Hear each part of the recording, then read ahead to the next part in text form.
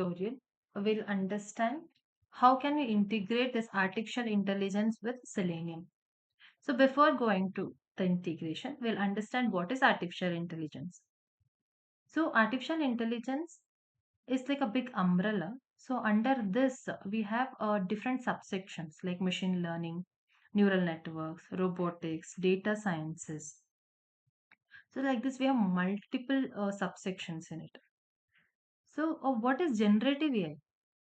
So generative artificial intelligence is a kind of artificial intelligence where we can give data so that it can generate the content.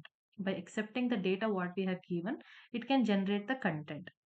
But we need to train it first to generate that content. Then only it can generate the content. This is how the generative AI is trained for. So basically the generative AI is a high level terminology. Under this we have multiple things like large language model, agents, model context protocol. So we'll see about this in further. So this generative AI is a theory concept, but using these principles, they have created this large language model. So there's to work on this large language model, we don't need any coding language. Simple English is enough. But prompting is very important. The prompting means we are giving an instruction to the LLM that what it has to do. So at this point, the prompting is very important. So what are the different kinds of large language models?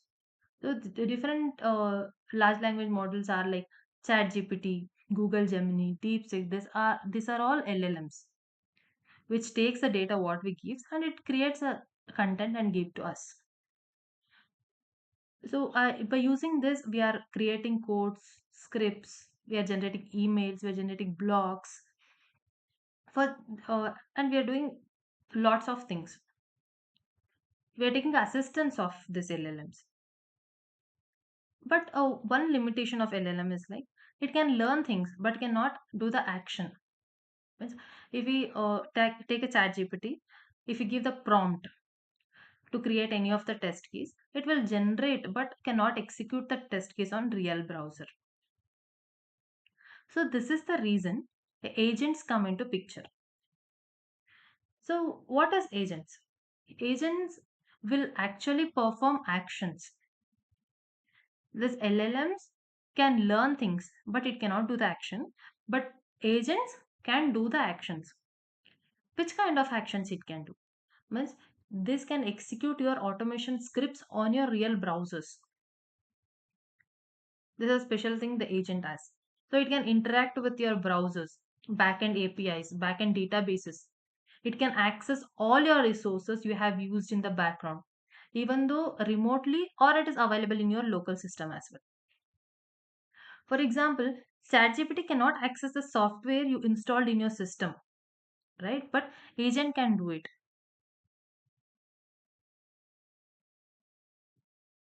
So in a simple way, we can tell like agent is an assistant. It does what large language model says. So now we'll see like how to integrate this agent with LLM because this large language model has brain and agent can do the action. So we have to integrate both. So we should give a instruction or protocol. So to give that protocol to integrate this agent and agent with LLM, the MCP comes into picture. What is MCP? MCP is a model context protocol. So this model context protocol given to the agent to interact with LLM. So what this MCP does, it provides a protocol to the agent so that that agent can interact with the LLM. So another advantage, the some more advantages of this MCP is like, as I said, it can do a browser automation. It how it will do the browser automation? It can access the URL, it can give the credentials, it can click on the buttons. In this way, it can do the browser automation. There are different kinds of MCPs. We have Selenium MCP, for doing the Selenium automations, and we have Playwright and MCPs. And the same way we have PyCharm MCP. The same way we have for database operations we have MySQL MCP. So like we have a for browser automation we have a different MCPs, for database operations we have a different MCP, and for API requests we have a different MCPs. So what this MCPs will do for browser automation, it can click on the website, it can fill the form, and it can click a button. So this can be done using Selenium MCP or Playwright MCP. So if we come to database operations, it can connect to MySQL and run the queries. This can be done via MySQL MCP. When we come to API requests, it can send or receive the API responses. This is handled by MCP to get a real-time results. So in a simple path, if I show how this works, the integrations work like, first LLM comes into picture, and then agent comes into picture,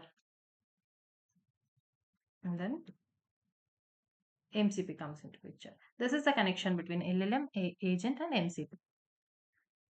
So LLM can get the data, and it will, when we give the data, it will create a content for us, but it will not do any actions, just it will give the content. To do the actions, we will use agents.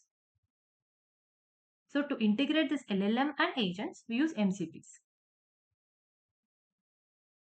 So as I mentioned, we have n number of MCPs like Playwright MCP, used for generating Playwright automation scripts, Selenium MCP, database related, API related.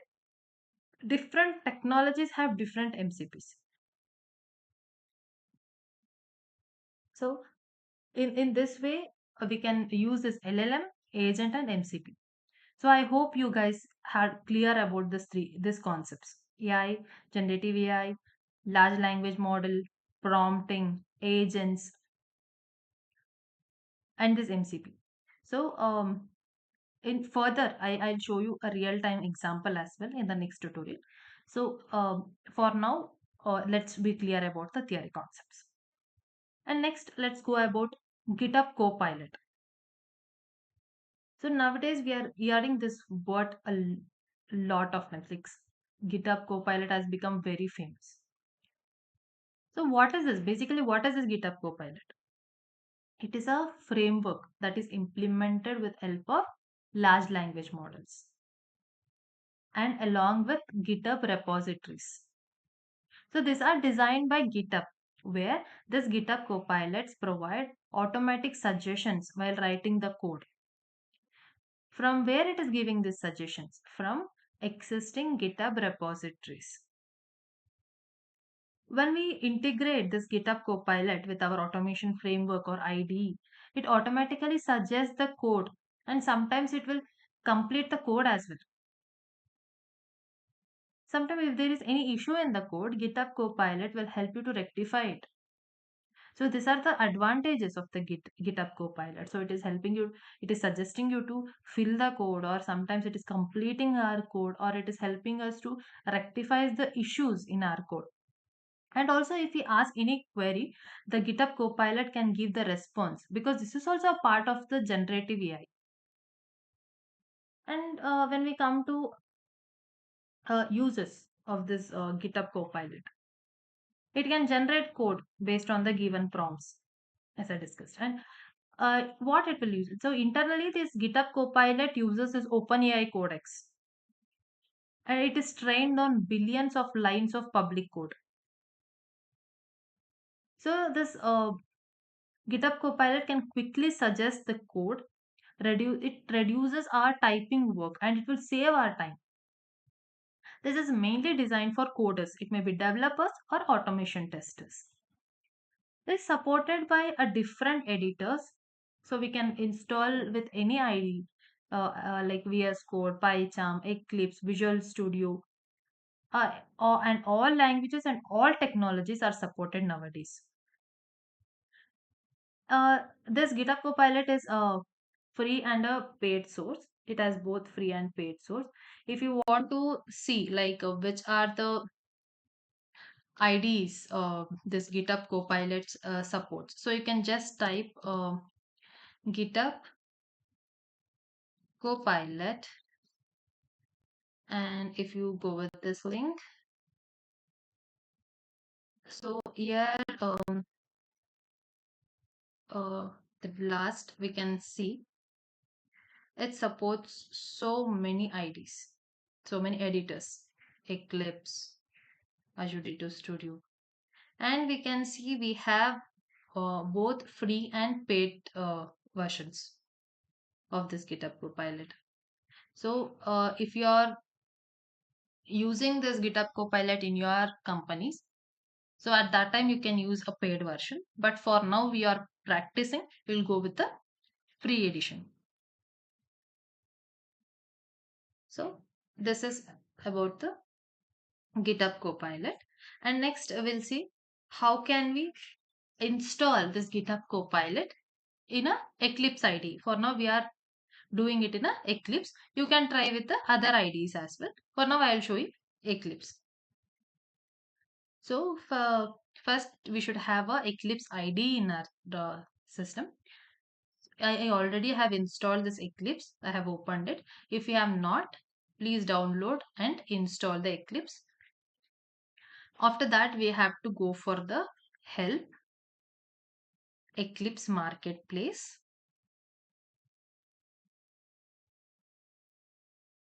So here we will get a search button. So here we have to give GitHub Copilot and we have to search it. So here we have a two options. So we have to install the first one, that is GitHub Copilot 0.13.1. But I have already installed it, so it is showing like installed. If I am not, then it will show like install.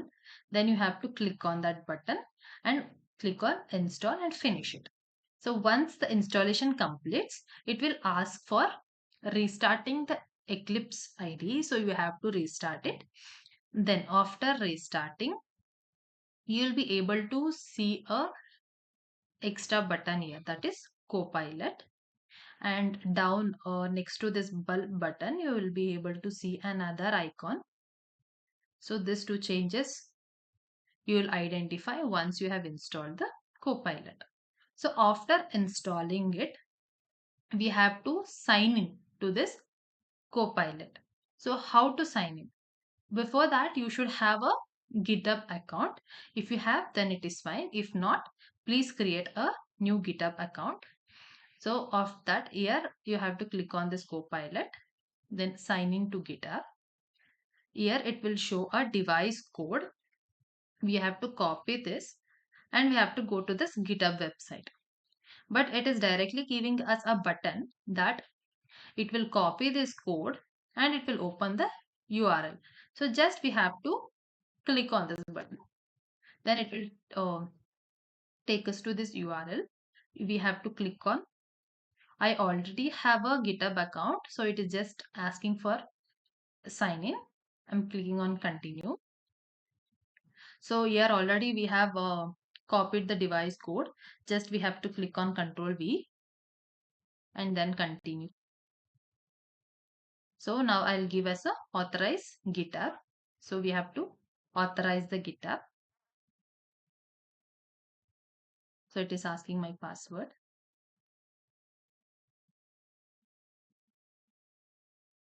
Okay, so it will show like congratulations, you are all set. Your device is now connected. So now you are set to use the GitHub Copilot. So here also it is showing you have successfully signed in and authorized GitHub Copilot access to your GitHub account. Click on OK. So this is about for this tutorial. So in the next tutorial, we'll create a new project and we'll see how this Copilot is working.